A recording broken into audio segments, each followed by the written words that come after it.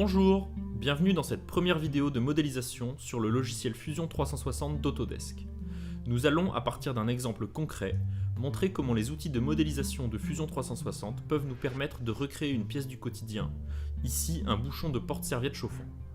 Si vous n'avez jamais manipulé Fusion 360, cette vidéo vous donnera un aperçu des possibilités du logiciel, mais nous vous recommandons de suivre des tutoriels pour débutants afin d'apprendre plus en détail le fonctionnement de l'interface et de chaque outil. Nous allons voir ensemble comment modéliser la pièce qui vous a été montrée durant l'introduction en partant d'un simple sketch sur lequel nous dessinons un cercle. Créer un sketch sur le plan XY et ajouter, en utilisant comme centre l'origine, un cercle de diamètre 30 mm. Nous réalisons ensuite une extrusion de ce cercle sur une distance de 13 mm. Nous créons ensuite un second sketch sur le plan XZ qui vient couper en deux notre solide. Nous allons utiliser la fonction ProjectIncludeIntersect pour obtenir le tracé de l'intersection entre notre solide et le plan de dessin. Pensez à mettre votre filtre de sélection sur Bodies pour sélectionner le solide et non une simple face.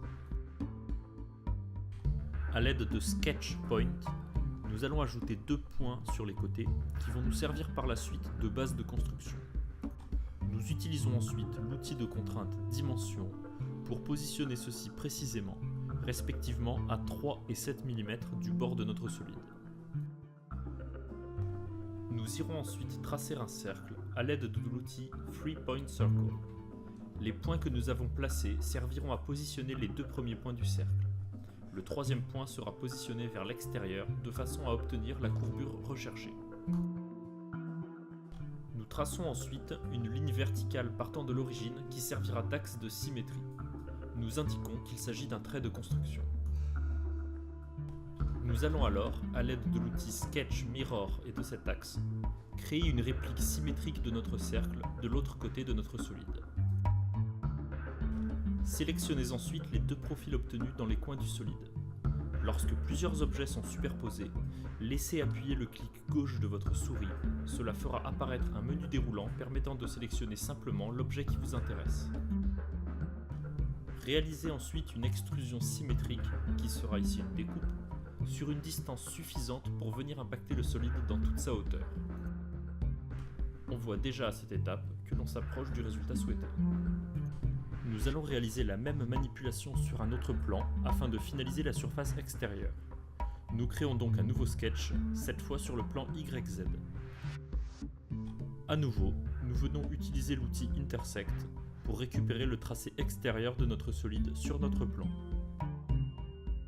Sur ce nouveau sketch, nous allons répéter les opérations précédentes, mais en plaçant cette fois les points à 4 et 6 mm du bord. La courbure sur l'objet de référence n'était en effet pas la même sur chaque côté. Passons la suite en accéléré. Il s'agit des mêmes manipulations que précédemment. Dessin du cercle, symétrie, puis extrusion pour réaliser la découpe.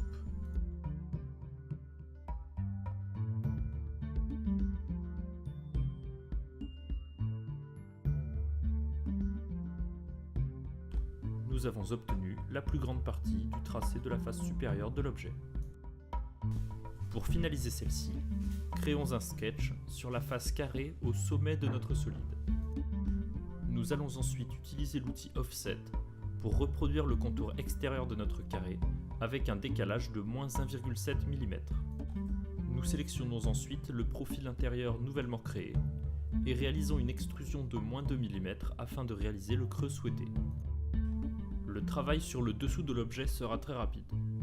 L'outil Modify Shell nous permettra, en cliquant sur la face inférieure, de creuser notre solide en conservant une épaisseur de notre choix sur tout son contour extérieur, ici 2 mm. Il ne vous manquera que quelques opérations simples de sketch et d'extrusion pour dessiner les parties restantes de la pièce. J'espère que cette vidéo vous a plu et vous a donné envie, si ce n'était pas déjà le cas, d'apprendre la modélisation avec Fusion 360. N'hésitez pas à faire part de vos remarques dans les commentaires ou de vos souhaits pour le thème de futures vidéos. Et bien sûr, pour n'en rater aucune, abonnez-vous à notre chaîne Matrix 3D Niort et pensez également à jeter un œil sur notre blog 3dniort.xyz. À bientôt!